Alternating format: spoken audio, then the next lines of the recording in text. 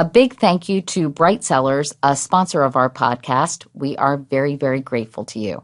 Bright Cellars, the personalized subscription wine company, found the solution to all of your wine-related problems. Two MIT grads developed an algorithm that uses science to match members with wine they'll love. Take the taste profile quiz at brightcellars.com to get matched with 4 wines that are delivered straight to your door. Don't forget to use the link brightcellars.com/Couric. That's brightcellars.com/Couric, Couric, for a $30 credit on your first order. We'd like to say a big thank you to Material World, one of our sponsors, and we really appreciate your support of our podcast. Material World, the easy new way to make money from the luxury fashions just sitting in your closet. Mail in any women's fashions you no longer wear, and you'll receive a Material World reloadable debit card, which gives you immediate shopping credit to over 700 top retailers. They accept 260 designer brands like Diane von Furstenberg, Tory Burch, and Louis Vuitton. To get an additional $25 on top of trade-in earnings, use promo code Katie when requesting a trade-in kit. So head to www.materialworld.com. That's world, W-R-L-D, world without the O, and start sending in your old designer dresses, handbags, and shoes today.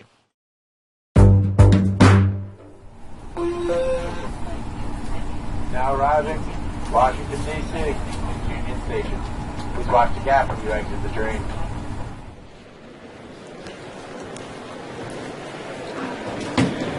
How does it feel to be walking the floor? It's nice.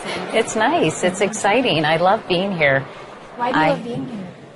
Well, you can just smell the power in the hallways, can't you? Or the lack thereof. Well, the question is Washington more like Veep or House of Cards? It's a little of each. Raw ambition, manipulation, calculation. That's on Veep, right? Yeah. And then a lot of, what's the word, Brian, when you really suck up to someone? Oh, you always think of the best words, Katie. A lot of sycophants. Or sycophancy. Sycophancy. Have you guys ever been to the Capitol? I mean, you see all these politicians on TV giving speeches, kissing babies, eating a lot of unhealthy junk at state fairs. But there's a place where our representatives are actually doing their work, office buildings in Washington, D.C. that you can walk right into. Well, after the metal detector, that is. You can get a snack in the cafeteria, peek backstage, and see how our government really works. Yeah. You want to just describe where we are and what we're doing? Yeah. It feels a little like old home week for me because here we are in the Hart Senate office building. When I lived in Washington, I covered a lot of stories here, and I have to say it's a beautiful building. It is. It was very famous for cost overruns, for a huge delay in its construction.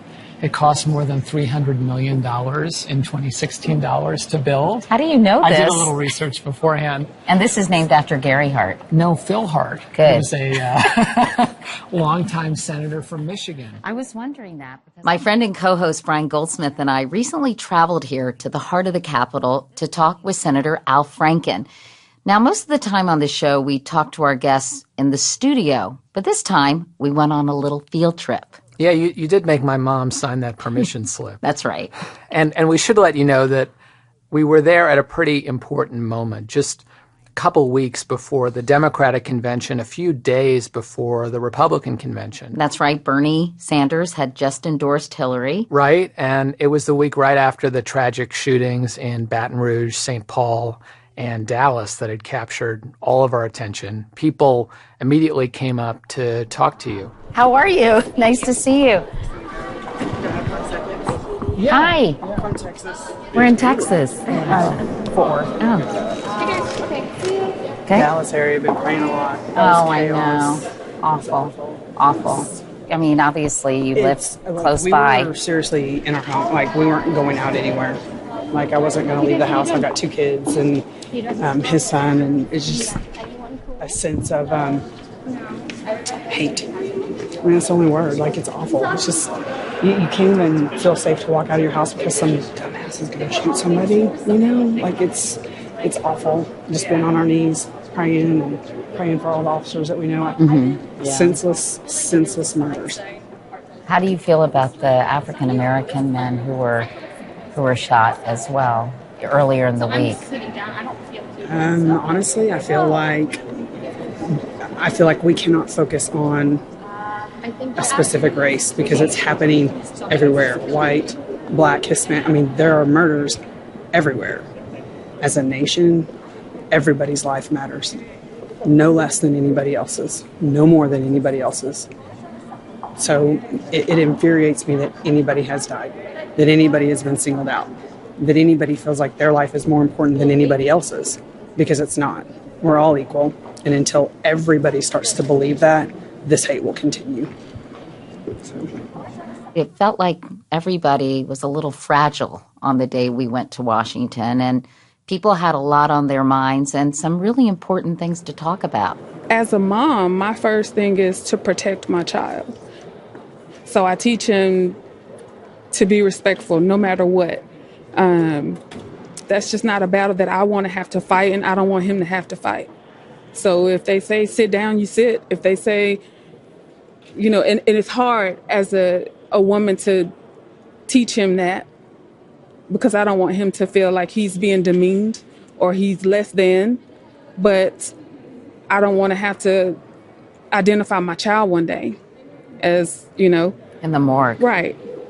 So I teach him, you say, yes, sir.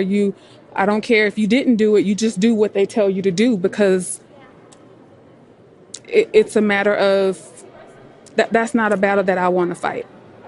What do you think needs to happen to improve this situation? Because it seems like the country is such a tinderbox right now, and no one wants to see police officers slain. That was such a tragedy. But no one wants to see people of color being mistreated by the police. And what do you think needs to happen to make the situation less combustible, if you will? I think it goes back to that saying, seek first to understand, then to be understood.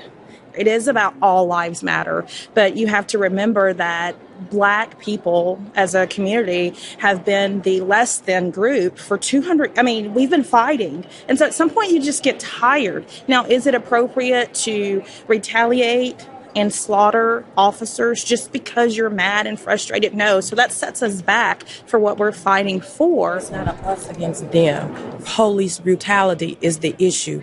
It's not the police. It's not white Americans. It's not Black people. It's, we want to be treated the same way as another person who's stopped for a traffic stop. If my son is out and he gets stopped by the police, I should not be in fear and in tears about what's going on with my son if he's not at home. Do you agree with that? I learned something, and I hadn't even left the lobby. This is the kind of energy I think you get in this building. Thank you all so much. Enjoy Washington. I really appreciate your talking with us. Wow. Okay, bye. One of the perks of my job as a journalist is that everyday people come up to me like this and share their personal thoughts. Another perk is that I get to have serious face time with the people who set policy and make the laws that affect our lives. Are we going up? We're going up. Sorry, don't kill us. Don't you hate when people do that? I always want to close it, like close. That's really nice. I know. Not everyone gets this kind of access. I'm really lucky. I do. 309 this way. And I want to share it with you. So we're walking into Senator Franken's office. Nice. Oh, yeah, Marge Gunderson. Hey, you betcha. How you guys doing? Nice to see you. Help yourself to any water. Thank you. No Minnesota treats? What are Minnesota treats? So we used to have Post-its. Yum. 3M. I know. Right. Really delicious, lots of fiber. I really like the sticky part. Yeah. Hey, how are you? Nice to see you, Senator. Good to see you. How are you? That's Al Franken. He's a senator from Minnesota, but that may not be why you know his name. Because I'm good enough, I'm smart enough, and doggone it, people like me. He went from comedy to political talk radio. Broadcasting live from Minneapolis, Minnesota, the Al Franken Show is on the air. To the Senate. Thank you, everybody. But he nearly didn't make it there. He squeaked in 2008 by just 312 votes. And I am so excited to finally be able to get to work for the people of Minnesota. But now in his second term, Senator Al Franken is one of the people shaping the world we live in. So I asked him, after 7 years, are you still jazzed about coming into this office we're sitting in? No. Not my own office. But when I look at the Capitol, I do. When I get over there to the Capitol, I go, holy mackerel. I do that a lot. We saw But not my own office. It's my office. I'm in here a lot. It's quite lovely, I should say. It is. It's nice. One of the things we noticed is 2 photos of Senator Paul Wellstone. Yep. Of Minnesota, who died in 2002 in a plane crash. Right, 11 days before the election. And ironically, he went to my high school, Senator Wellstone did in Arlington, Virginia. Oh. And I know he is and continues to be one of your role models. Sure, yeah. Why? Well, he was a special guy. He was a passionate guy. He cared about the little guy. And he said some things that are not mantras or... he said, we all do better when we all do better. And Minnesota DFLers, that's the Democratic Farmer Labor Party, we say that all the time, but it's interesting when I say that around the country, especially the Democrats, they think about how simple and profound that is. Because we do all do better when we all do better. I grew up middle class. I was born in 1951. I grew up in St. Louis Park, Minnesota, in an inner ring suburb. We had a 2-bedroom, 1-bath house. My dad didn't graduate high school. My mom didn't graduate college. I thought I was the luckiest kid in the world because I was growing up middle class in St. Louis Park, in Minnesota, in America, and I felt like I could do anything I wanted. And it's because the middle class, everything was expanding then. The middle class was expanding. And I do believe that we grow the economy from the middle, and what we've seen in the last 30, 40 years has been this tendency to grow things at the top and hollow out the middle class. And I think that's why people are so angry. The middle class, the bottom seems to have fallen out. Robert Reich did a whole documentary. Brian and I were talking about it, called Inequality for All. Yeah, and basically saying the middle class is what fuels the entire economy, because those are where the consumers are, right? Of course. I mean, if the middle class is buying stuff, the economy works. And if the middle class is hollowed out, if you're really, really, really, really rich, you can buy only so much stuff. I mean, there is a limit to how much you can buy, I guess. I mean, but the real economy is fueled by those in the middle. Do you think the fact that the middle class is struggling so much and the bottom has fallen out is one of the reasons we're seeing this upswing in populism during this campaign? I think there's been a lot of anger, especially, there was an interesting statistic that came out, or finding by some Princeton economists or something a few months ago, that we're seeing life expectancy drop for white people. And a lot of it was suicide and opioids and that kind of thing. And it hadn't dropped for Latinos or blacks. And I think it's partly in that white working class, middle class, who have expected things to get better and not seen it happen. I think that maybe in a sad way, the black and Latinos don't expect things necessarily. It isn't part of your inheritance that things automatically get better and that you'll be better off than your parents, or more importantly, that your kids will be better off than you. And I think there's a feeling of betrayal there. You saw Bernie and you saw Trump. And I think Bernie's analysis is, well, first of all, it's an analysis. And Trump's is whatever it is. So I think that Bernie was closer to the truth. But the fact is, this is globalization, automation, unions under assault. Reich talks about that definitely in his book and in his documentary. All these things are contributing to, there aren't a lot of jobs where you get a really good living and work for 40 years at the same job anymore. And the traditional political answer, at least for the last couple of decades, has been, oh, well, we can't reverse globalization, so we need to train workers for the jobs of the future. Is that enough? Is that sufficient? And if it isn't, what else should be done? Well, first of all, that's a really good idea. We do need to train people for those jobs. And this is something I believe in workforce training. I believe that you don't have to go to a 4-year college, that you can go to a community and technical college and get credentials and start working in some advanced manufacturing facility and with a company and continue to get your education, get it paid for by your employer. I've seen this a lot, and I've seen it in Minnesota a lot. And I remember I took office a little late because you might remember it was a close election. And right after I got in office, first recess, I went back to Minnesota, and I was in Alexandria, Minnesota, which is in sort of central western, north central western Minnesota. And in Douglas County, the county seat of Douglas County, unemployment was about 2.5 points lower than in the rest of the state. And part of the reason was they had a great community and technical college, one of the highest ranked in the country. And they have a food packaging industry there.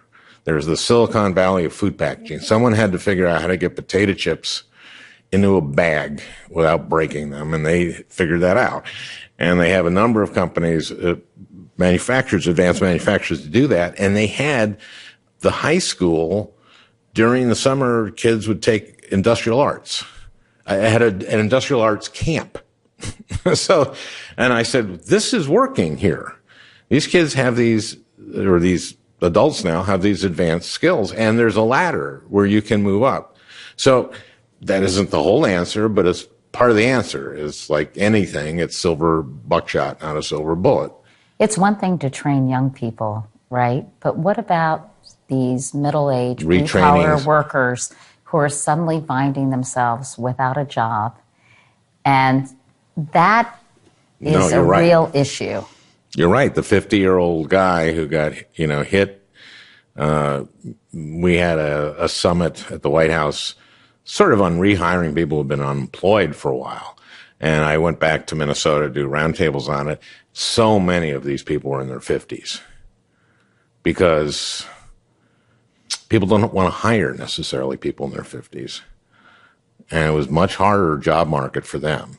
So you're absolutely right. There are people that got hit by the Great Recession right at the wrong moment in their careers. And a lot of these people that were still unemployed were doing certain kinds of training, but a lot of them were really employable. I mean, really had a great experience, and you'd go, oh my goodness, I'd hire you. I wasn't hiring at the time. Some of their manufacturing firms were moved to China, moved to other countries. Sure. And Mexico. Yeah, well, this is the trade issue, and this is why Trump tapped into something that was very against sort of conservative Republican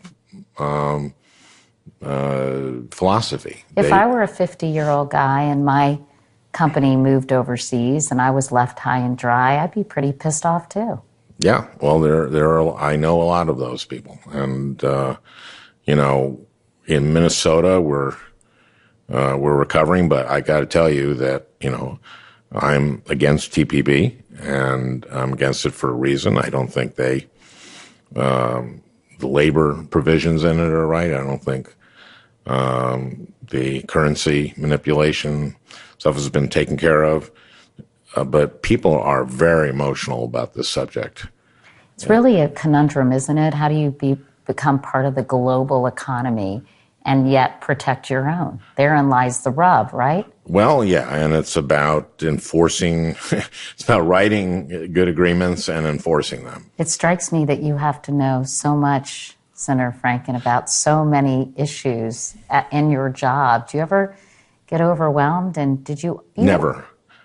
Never? No, that never happens. Because I stay on top of everything. You always wanted to be a politician. You ran for president of your 7th grade class with a very unique campaign slogan. Do you remember what it was? Don't spit in a man's face unless his mustache is on fire? That's right. Ding, ding, ding, ding, ding. And I lost. No, how could they you said lose you with won. That slogan. No. Oh, wait a minute. No, you're right. I won. I won that. Then I lost 8th grade. And then I ran for vice president in 9th, and I got that. My sister ran for president of our elementary school, and my mom put up a campaign poster above the water fountain, and it said, "Free water, courtesy Emily Couric." Oh, nice. Did she win? That was win? clever. She did. Well, there you go. Yeah. Yeah, good slogan really helps. I remember I felt very bitter because I lost, I got us a mixer. That was my big achievement. I got a mixer. Mazel. Yeah, thank you. And it was, the Beatles were very big. This is when the Beatles were big. And the theme of the mixer was Peas, Peas Me. And it was the Valley of the Jolly Green Giant, which is in Minnesota. And it was a very successful mixer, and yet I was not reelected. You are fairly new to the Senate, and I'm wondering if well, relatively. I mean, 8 years. I am. I was wondering. I think that explains why. Compared to some. And I'm just curious, what did you think you were getting yourself into, and are you disillusioned? Well, I wish I could remember what I thought it was going to be, because then I could tell you whether I'm disappointed. But I really enjoy this. I get things done. Paul Wellstone said that politics is not about winning. It's about improving people's lives. And that's what I tried to do in so many different ways, and I've been successful in many of them. And then in others, it's incredibly frustrating, of course. It's very frustrating. What's the most frustrating thing? Right now, I don't know what we're doing to address I just haven't heard any real attempt to address just what's happened this last week in terms of, we know that people of color get profiled, and we know there's something we need to do about this. And I don't feel like I've heard us addressing it here. Let's talk about the police shootings that we've seen, witnessed in this. I guess you could describe 4th of July week in America as a very different kind of hell week. 2 shootings, first in Baton Rouge, and then in St. Paul, and then the shootings of those police officers in Dallas. Is Capitol Hill really the right place to come up with a solution for this? Or should police departments across the country start really acknowledging there's an issue here? I think, ironically, I think Dallas is a police department that did do that. It's true. But we need to address this. And it's a national problem that doesn't get fixed by some one piece of legislation or a number of pieces of legislation. It gets fixed one community at a time. And Philando Castile was your constituent. Yep. There was an AP story that came out a couple days ago that he was stopped at least 52 times by police before he was shot. What can be done about that sort of thing? Well, I think we have to have police the composition of police forces reflect the composition of the communities that they serve. I think that would be very helpful. You know, it's interesting to me that the Black Lives Matter movement makes some people so angry. And I was interviewing somebody when I walked into the building before we sat down from Fort Worth, and she was saying, you know, all lives matter. It shouldn't just be one group. I don't think that person's quite understanding the context. I mean, But you hear that time and time again. I know, but what it means is that what Black Lives Matters is saying, like, this is happening. It's happened. It's historically happened. We now have videotape, but this has historically happened. And it matters. It's as if Black lives don't matter. That's what I know I'm not explaining to you, yes, Katie. of course. But I'm trying to explain to the listener here. Right. But how do we keep some white Mayor Americans Giuliani, from being alienated? What former Mayor Giuliani said the other day on whatever show he was on, Face the Nation, about, you know, Black Lives Matter is inherently racist. He's either deliberately not getting it or isn't paying much attention. We'll be right back to our conversation with Al Franken after a quick break.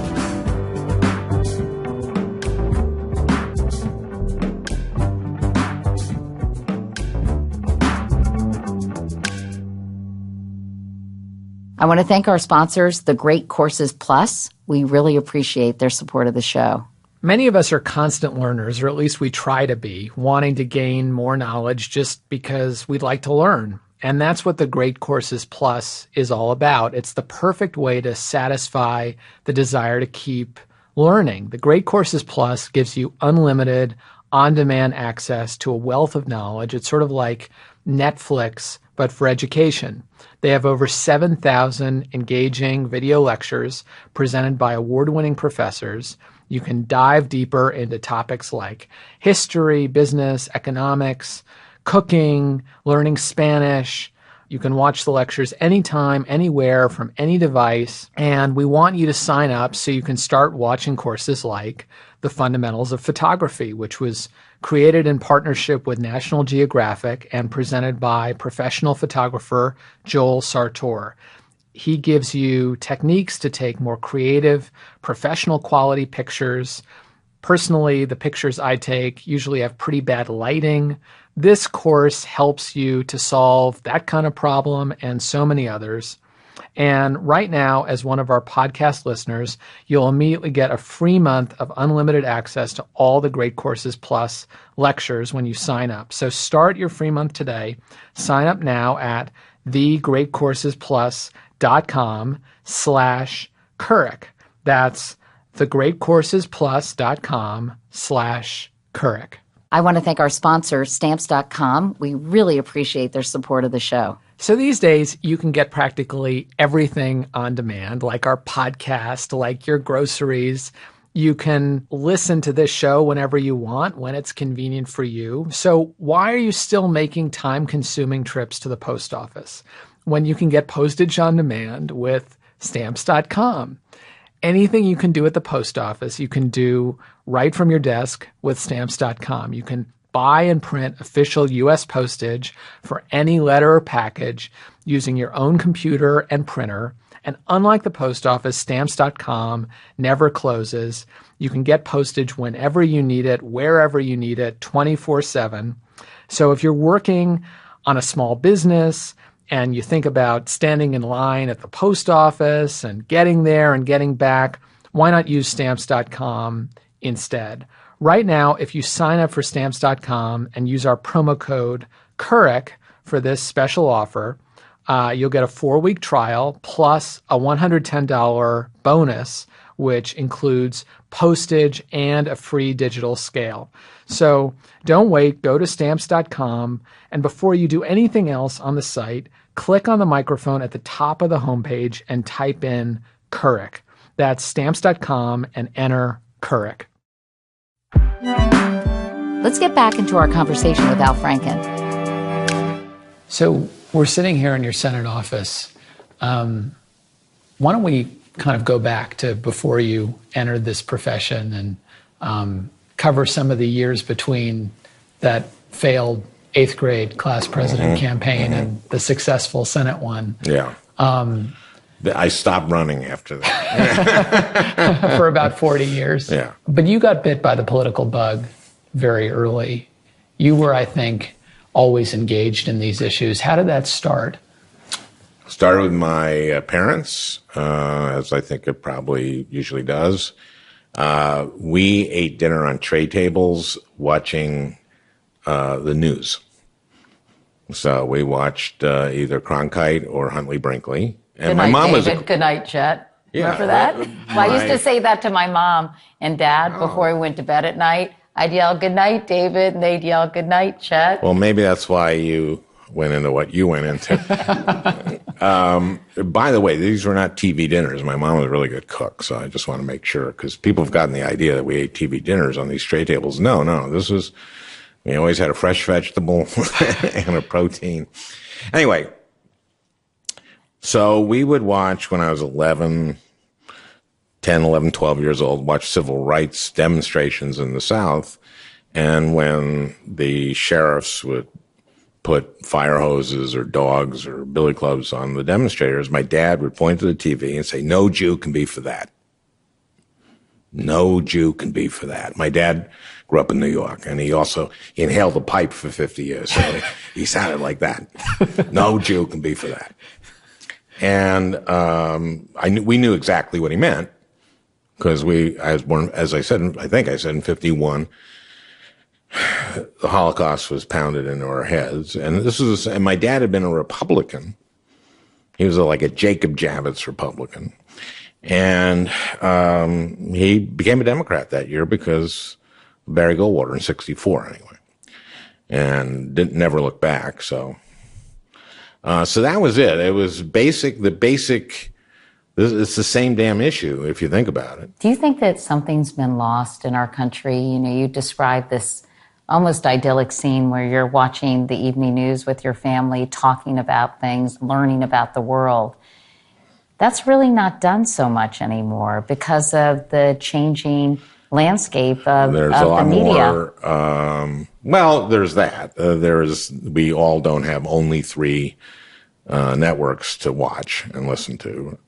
And so we don't have that shared experience. And then what you have is, the sorting out of America, where people tend to live with people who have the same political views that they do. And watch the people who have the same political Fox, views. And some watch MSNBC, and some watch CNN. And some listen to NPR, and some listen to Rush Limbaugh. And what was the title of your book about Rush Limbaugh? It was called Rush Limbaugh's Big Fat Idiot and Other Observations.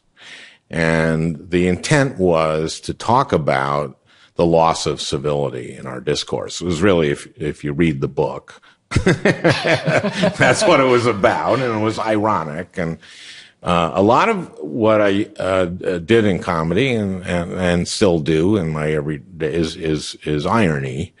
And during my first race, a lot of that was a lot of my humor went through the dehumorizer. What's the dehumorizer? It was a $15 million machine that my opponent put together using some Soviet-era technology that stripped humor. There was a Playboy article, as I recall, that got some attention. Yeah. What was that titled? Pornorama, and it was about. There's a reason for. I wrote an article for Playboy for their millennial issue. They had asked William Buckley, he wrote for it, and Isaac Asimov, and me. And I thought that, okay, it's a Playboy, it's for their millennial issue. I want to do a parody of Playboy, and Playboy would do these, very often do articles on the newest technologies. And I figure, since it's Playboy, what's this new millennium going to bring in?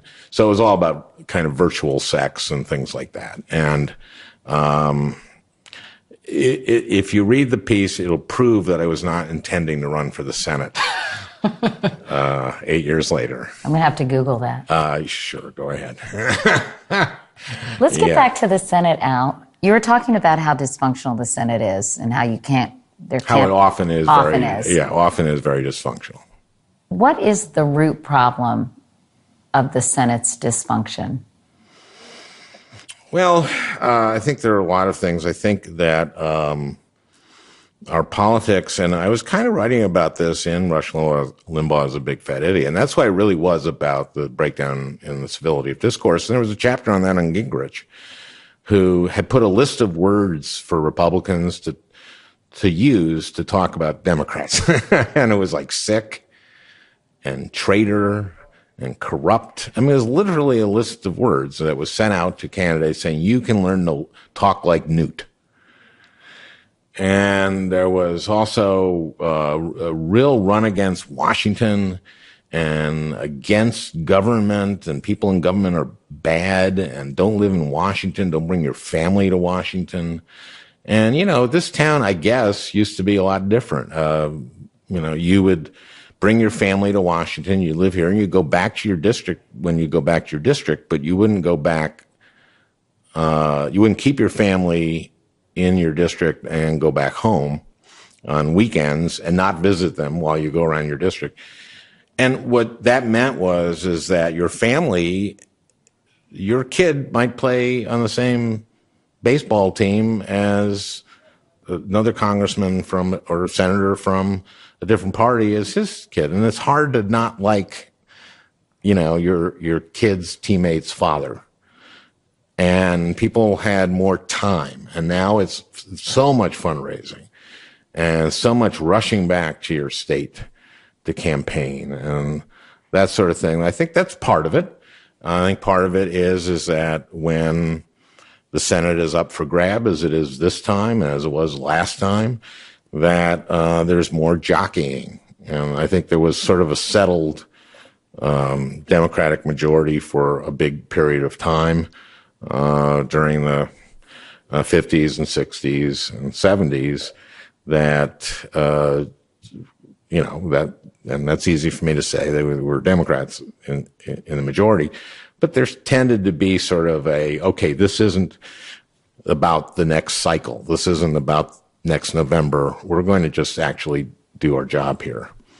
But now it's all about re-election. Steve Israel wrote about that, the congressman from Long Island, about how much time is spent fundraising. And right. Do you guys hang out? Do you hang out with other senators? Do you have lunch in the Senate dining hall and eat Senate bean soup with Republicans? I have. I don't do it a lot. I hardly ever eat in the Senate dining room. Does anybody? Because to me, you've got to have a place where people can congregate and get to know each other. One of the things that we do, we have, and I just came from it, the Senate Democratic Caucus lunch. So we have lunch on Tuesday and Thursdays, essentially, as a caucus. And the Republicans have it 3 days a week. Why don't you guys caucus together occasionally? Well, I have had, I just did a bipartisan lunch with Lisa Murkowski. I've been trying to promote these bipartisan activities. During my first term, Franny and I would go out regularly with the Enzies and the Johans, so Senator Enzi from Wyoming, Senator Johans, who's left, from Nebraska, and their wives, and Tom Udall and Jill and me and Franny we'd all have dinner. We'd trade off going to each other's houses, and I'd like to start that again. Let's talk about the campaign, because it has just been the most insane campaign of my lifetime. Certainly, I would assume of yours as well. I don't know. 68 was tragic, obviously, and but yes, I mean, I think that the Republican nominee, what's his name, is of a different, quantumly different than any other nominee we've had in terms of. They're part of what I've seen over the last few years. I'm kind of a policy. I don't think I'm a policy wonk, but I do try to get into the areas where we're legislating. I like to be a legislator. So in education and healthcare and those areas, that's more why I came here than anything. And then in telecommunications, I was against the Comcast Time Warner deal, and net neutrality is important to me. Those are the things I care about.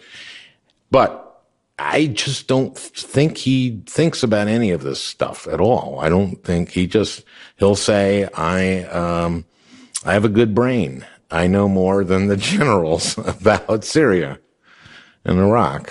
He'll say that. And it'll be just one of a million things he'll say that are just absurd. And yet he will be the nominee. How do you explain that?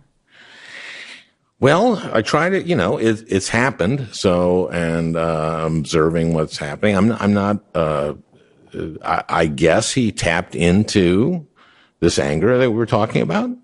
And, he certainly staked out an anti-trade, which I think is different on his side, and tapped into that feeling among those, a lot of voters on both sides, of course, of the aisle. So I think he had some crossover in many states. And I also think that the media contributed to it a little bit by having him on constantly. And the guy can be funny and can be charming. It's worn off a little on me, but, and fascinating. It was kind of fascinating. So I think that, a lot of America loves Donald Trump, and a lot of America is shaking their heads going like, what's your theory on how this happened? Do you think we've talked enough about Donald Trump? No. I think we should talk only about him for the rest of this. A big question mark, I think, about this campaign is whether young people who are so enthusiastic about Bernie Sanders are really going to come out and vote in November. I think they will. I think they will. This is,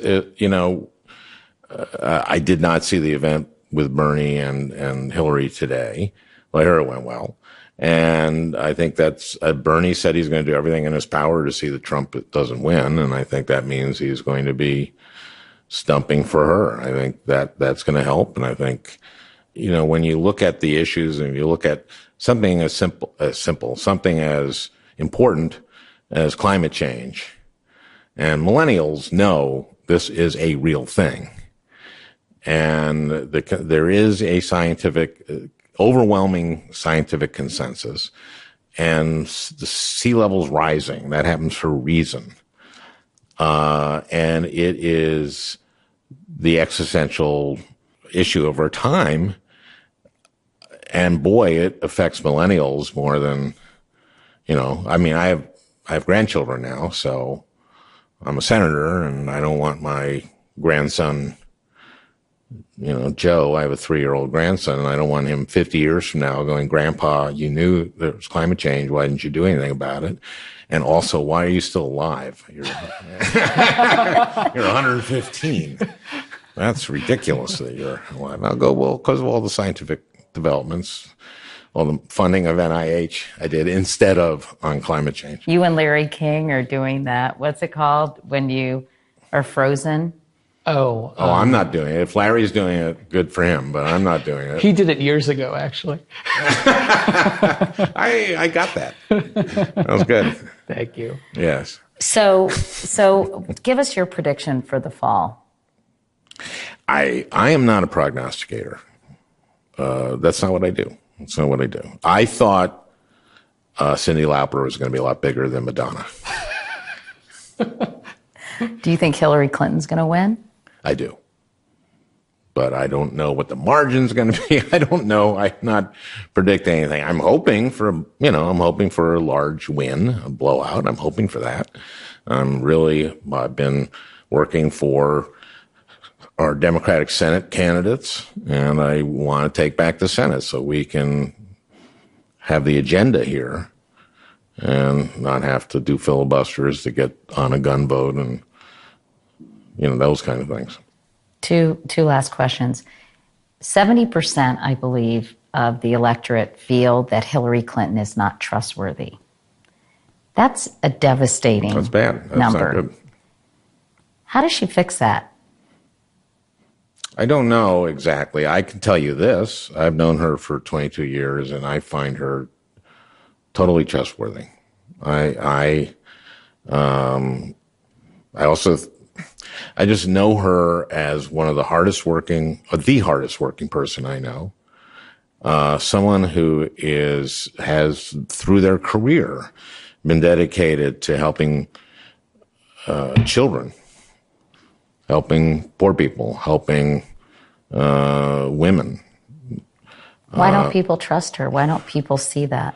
Well, I think there's been just a ton of constant, opposition to the Clintons.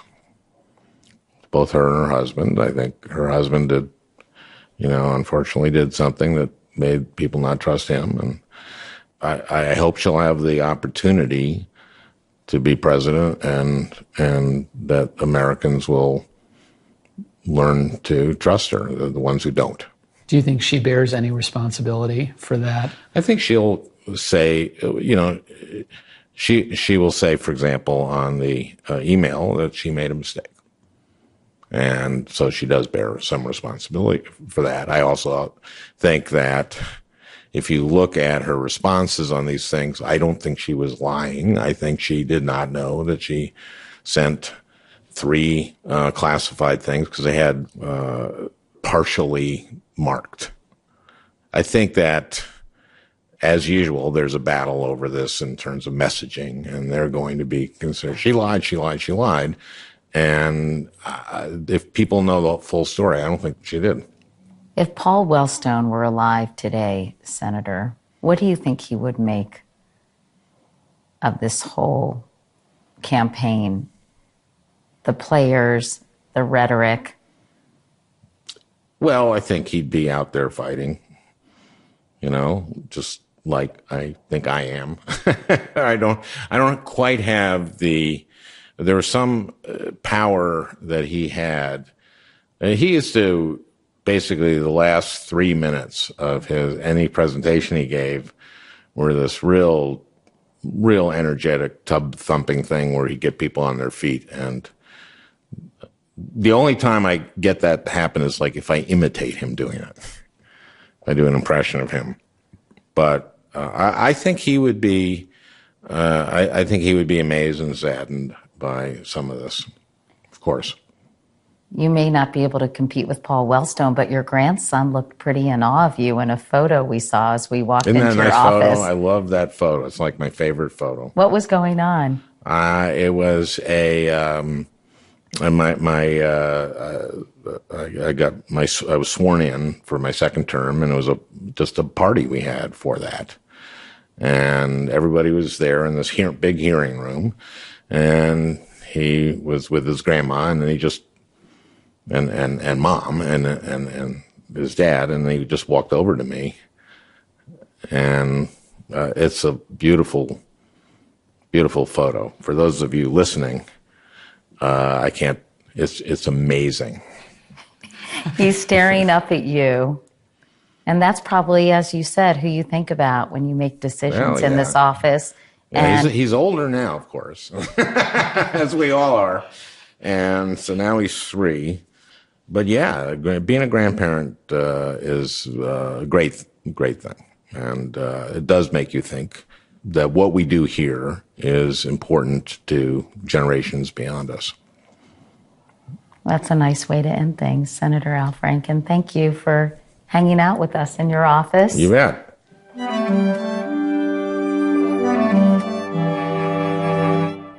So I really enjoyed that interview, but I'm not sure I was surprised by anything he said. I wasn't super surprised, but I have to say I was really impressed because it reminded me how fluent senators have to be on such a myriad of issues. And it made me think, God, it's hard to be a senator.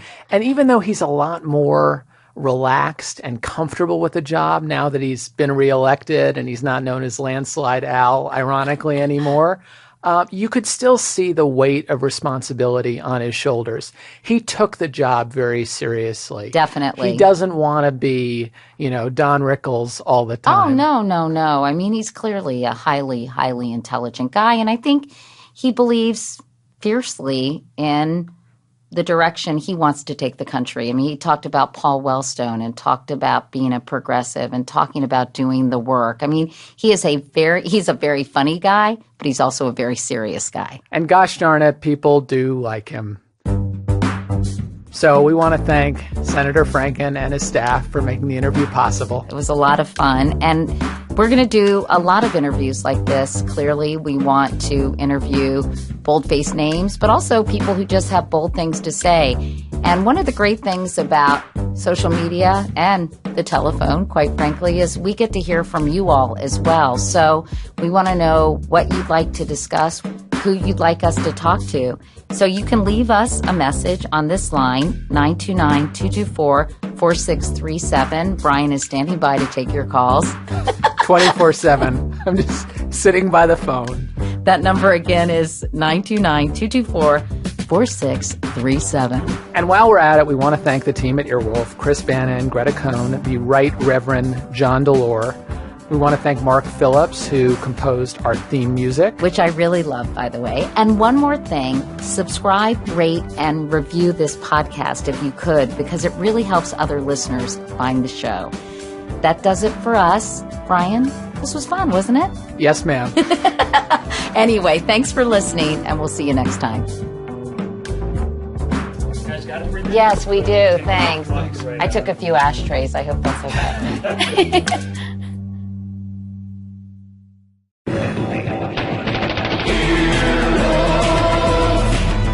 This has been an Earwolf production, executive produced by Scott Aukerman and Chris Bannon. For more information and content, visit earwolf.com.